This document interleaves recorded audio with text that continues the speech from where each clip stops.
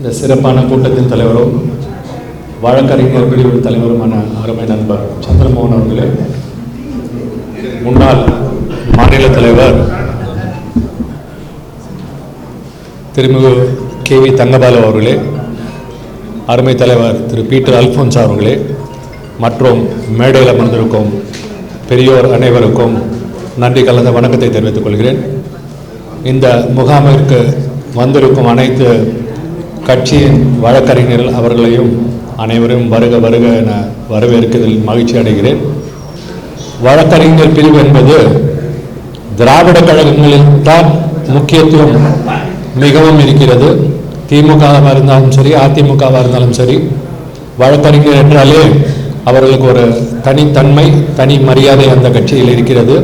நம் கட்சியில் அது இருக்குதா என்று ஒரு கேள்விக்குறியாக தான் இருக்கிறது.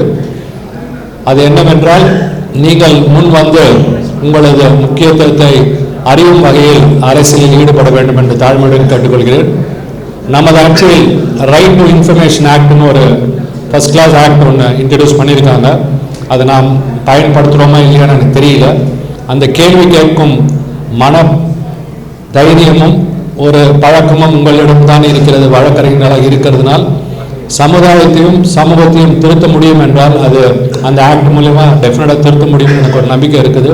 அதனால் உங்களது பகுதியில் மக்களை பாதிக்கும் விஷயங்களில் RTI மூலியமாக பெற்று மக்களுக்கு நல்லது செய்தாலே மக்கள் நம்மேல் நம்பிக்கை வைத்து, நம் கட்சியின் மேல் நம்பிக்கை வைத்து நமக்கு உறுதுணையாக இருப்பார்கள் என்றது எனது கருத்து. திரு சந்திரமோகன் அவர்கள் கூறியது போல ஒருத்தர் ஒருவரை சேர்த்தாலே போதும். அது நம்ம ஒரு மீட்டிங்லையும் பேசுகிறோம். இந்த பூத் கமிட்டின்னு பேசுறது எனக்கு ஞாபகம் இருக்கு. முதல்ல 1986 திரு ஆஸ்கர் பெர்னாண்டஸ் என்பவர் ஒருத்தர் இருந்தார், மறைஞ்சிட்டாரு, பெரிய தலைவர் காங்கிரஸ் கட்சியில்.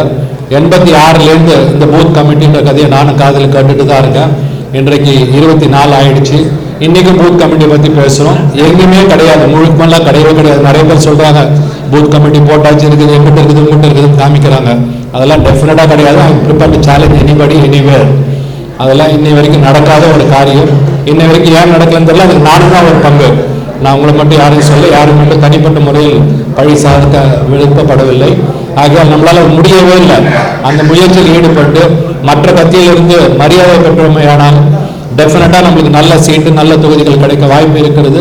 ஆகையால் அனைவரும் சிறப்பாக பணியாற்றி கட்சியை வளர்க்க வேண்டும் என்று கேட்டுக்கொண்டு விடைபெறுகிறேன். நன்றி, வணக்கம், ஜெயலலிதா.